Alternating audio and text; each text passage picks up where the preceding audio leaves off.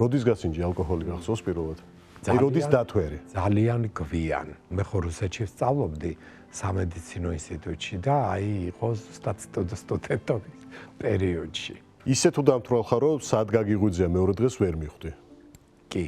და სად გაიღვიძე? ქორწილი იყო ჩემი სამინისტროს თანამშრომლის და იმასთან ვიყავით სახლი აქვს თბილისის ზღვაზე. ერთი ყანწი, მეორე ყანწი, მესამე ყანწი, ეს ზედიზედ და უკვე მივხვდი რომ всё, აი ქედან თუ არ გავიპარე ახლა, შანსი არ არის, ნუ ვერ გავიბლი რა. და გამოვიპარე და მაცვია ძალიან ბევრი თეთრი ტანსაცმელი. და ფეხით მოვდივარ, იმიტომ რომ სადღაც არის ალბათ ესე საათის 2-3 ღამე რა. ყოველ შემთხვევაში მანქანები არ მოდის, ხო. ხო და ეს თან ისეთი სამინისტროში მუშაობის ეს 90-იანები წლებია. ხო და მოვდივარ და ვიფიქრე ცოტა დავიღალე, იმიტომ რომ ეს ბარბაცებს ვიფიქრე ცოტას ჩამოვჯდები რომ დავისვენ თქო. და ბორდიულზე მიწეკი თუ მიჯეკი? არა, ბორდიულზე კი არა. ესეთი ხო არის იქ რომ მოდიხარ, ესეც ის არის ნაძვები და ბუჩქები და რაღაცა ბალახები ასე. იქიდან რომ მოდიხარ მარცხენა მხარეს, ხო?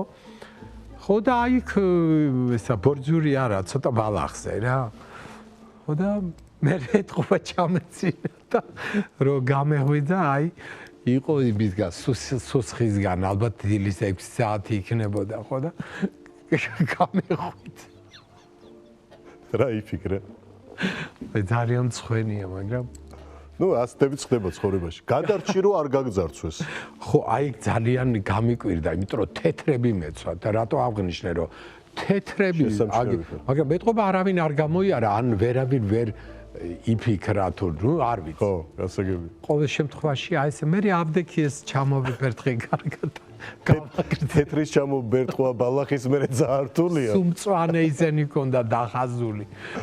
თამადობა გამოგდის ძალიან მაგრად. ყველა შენი მეგობარი აღნიშნავს რომ კარგი თამადა ხარ. ხო, აი ხმაგი მე არ ვიცი აფდექი. იყვარს თამადობა? არა. მე დროს ვერ ვატარებ მაშინ და როგორ შეიძლება გიყვარდეს. მე არ მეყვარს.